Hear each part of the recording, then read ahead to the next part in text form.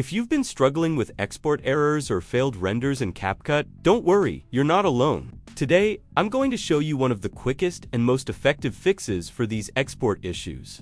And it's hidden just right in front of us in CapCut. This simple tweak solves the problem for a lot of users, and I'll walk you through it step by step so you can get your project exporting smoothly again.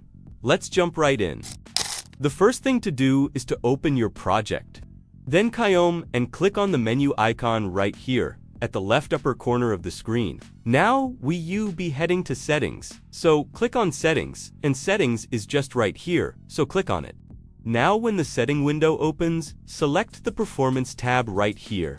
Now, under Encoding and Decoding option, you will find two options. First one is Speed Up Hardware Encoding, and second one is Speed Up Hardware Decoding. And if you hover your mouse on this question mark icon right here, it says unselect it to avoid exporting issues caused by incompatible drivers, and this might be the reasons you are having export issues in your CapCut app. So unselect these two boxes right here.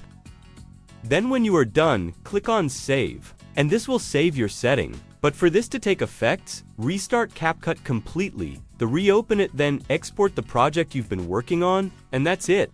Turning off hardware encoding and decoding is a simple change, but it fixes export issues in CapCut for a lot of people. If this helped you out, make sure to leave a like, subscribe, and drop a comment if you want more quick editing tips or have other issues you want me to cover. Thanks for watching, and I'll see you in the next one.